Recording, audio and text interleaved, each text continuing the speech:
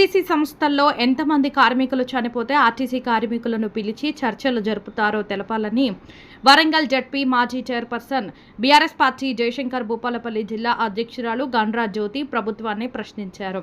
గత 3 రోజులుగా Bhupalpally RTC depot ముందు ఆర్టీసీ కార్మికులు చేస్తున్న సమ్మెకు గండ్రా జ్యోతి మద్దతు తెలిపి సమ్మెలో పాల్గొన్నారు. ఈ సందర్భంగా ఆమె మాట్లాడుతూ గత 3 రోజులుగా తమ న్యాయమైన డిమాండ్లను నెరవేర్చాలని ఆర్టీసీ కార్మికులు ధర్నా చేస్తుంటే ప్రభుత్వం కనీసం పట్టించుకోకుండా 50,000 మంది ఆర్టీసీ కార్మికుల జీవితాలతో ఆడుకుంటుందన్నారు. గత 3 రోజులుగా ఆర్టీసీ కార్మికులు ధర్నా చేస్తుంటే సీఎం రేవంత్ రెడ్డికి ఏమాత్రం చాలడం లేదా అని ప్రశ్నించారు. బీఆర్ఎస్ పాలనలో తెలంగాణ తొలి ముఖ్యమంత్రి కేసీఆర్ ఆర్టీసీని ప్రభుత్వంలో విలీనం చేస్తామని శాసనసభలో తీర్మానం చేయించి గెజిట్ కూడా విడుదల చేశారన్నారు.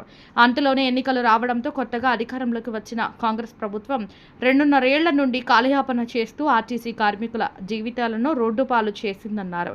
ఇప్పటికైనా సంబంధిత శాఖ మంత్రి పొన్నా ప్రభాకర్ గౌడ్ ఆర్టీసీ కార్మికులను చర్చలకు పిలిచి వారి న్యాయమైన డిమాండ్లను నెరవేర్చాలని, లేని ఎడల బీఆర్ఎస్ పార్టీ ఆధ్వర్యంలో ధర్నాలు, రాస్తారోకోలు ఉధృతం చేస్తామని హెచ్చరించారు. ఆర్టీసీ కార్మికులు సమ్మెని ప్రకటించి ప్రభుత్వానికి మేము సమ్మె చేస్తున్నాం, మాకు రావాల్సినటువంటి మా డిమాండ్లని నెరవేర్చాలి అని ఒక నోటీస్ ఇచ్చి నా కూడా ప్రభుత్వానికి ఏమాత్రం కూడా చీమ కుట్టినట్టు కానటువంటి పరిస్థితులలో ఈరోజు రాష్ట్ర వ్యాప్తంగా ఆర్టీసీ కార్మికులంతా కూడా ధర్నా చేసి రోడ్లెక్కి చాలా ఇబ్బందులు పడుతున్నారు. ఇవాళ మహిళా ఆర్టీసీ డ్రైవర్లు, కండక్టర్స్, అదేవిధంగా డ్రైవర్లు అందరూ కూడా ఇవాళ ఇబ్బంది పడేటువంటి పరిస్థితిని చూస్తూ ఉన్నాం. దీని అంతటికీ కారణం ఇవాళ రాష్ట్ర ప్రభుత్వం, రాష్ట్ర ముఖ్యమంత్రి వర్యులు రేవంత్ రెడ్డి గారికి అసలు కొంచెమన్నా చలనం ఉందా లేదా అనేది ఇవాళ ఇక్కడ మనం అందరం కూడా తెలుసుకోవాల్సినటువంటి అవసరం. ఈ ప్రభుత్వానికి చలనం లేదు, ఈ ప్రభుత్వానికి మానవత్వం, మనసు లేదనేది కనిపిస్తూ ఉన్నది. నిన్నటికి నిన్న శంకర్ గౌడ్ నర్సంపేట డిపోలో ఆత్మ బలిదానం చేసుకుంటేనన్నా ఇక్కడ ఉన్నటువంటి కార్మికుల యొక్క కోరికలు, డిమాండ్లు తీరుతాయని చెప్పి ఆత్మ బలిదానం చేసుకోవడం జరిగింది. వారి కుటుంబానికి ఆ భగవంతుడు మనోధైర్యాన్ని చేకూర్చాలని మనస్ఫూర్తిగా కోరుకుంటా ఉన్నాం. అదేవిధంగా నిన్న నల్గొండలో కూడా మరొకరు ఆత్మహత్యా యత్నానికి, అదేవిధంగా భద్రాచలం, ఇక్కడ మన భూపాలపల్లిలో కూడా ఎందుకు ఈ పరిస్థితి కల్పిస్తూ ఉన్నారు? ఇవాళ పొన్నం ప్రభాకర్ గారి మీద మాకు ఒక గౌరవం, ఇవాళ రాష్ట్ర రవాణా శాఖ మంత్రివర్యులుగా ఉన్నారు. ఇంత ఉధృతంగా ఇంత పెద్ద కార్యక్రమం ఇవాళ రాష్ట్రంలో జరుగుతుంటే మీరు ఉన్నటువంటి మంత్రి పదవిలో ఉన్నటువంటి మీకు వచ్చి చర్చలు జరిపించాలి, కార్మికులకు మనోధైర్యాన్ని ఇవ్వాలనే ఏమాత్రం కూడా మీకు కలగట్లేదా మనసు అనేది మేము డిమాండ్ చేస్తూ ఉన్నాం. తప్పకుండా ఇప్పటికైనా ఇవాళ కొట్లాడి తెచ్చుకున్నటువంటి తెలంగాణలో అన్ని రంగాలలో ముందుకు తీసుకెళ్ళి ఒక మంచి ట్రాక్ ఏర్పాటు చేసిండ్రు కేసీఆర్ గారు. ఇవాళ మీరు వచ్చిన తర్వాత ఏమైంది? అసలు అన్నిటినీ కూడా పక్కదోవ పట్టించి ఇవాళ ఏ ఒక్క కార్యక్రమాన్ని చేయకుండా ఇవాళ ఏంది ఈ బాధలు? ఇవాళ ఎక్కడ చూసినా రైతులు రోడ్లు ఎక్కాలి, ఆర్టీసీ కార్మికులు రోడ్లు ఎక్కాలి.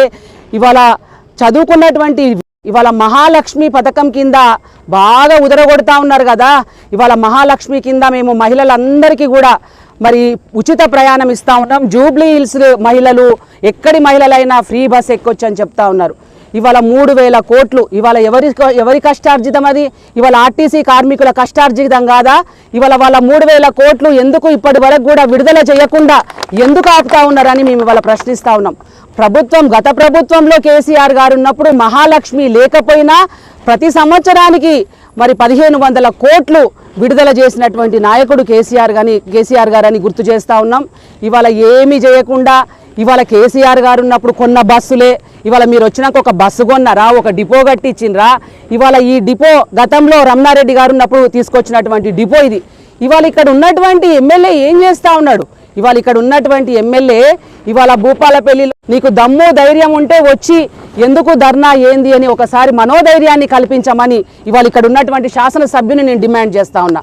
కాబట్టి ఇవాళ ఎందుకు చెప్తున్నామంటే మా బాధ అంతా ఇవాళ ఎంతసేపు డైవర్షన్ పాలిటిక్స్ తోని ఇవాళ కాళేశ్వరం కుప్పగూలింది, కాళేశ్వరం మీదేమో చేయాలి.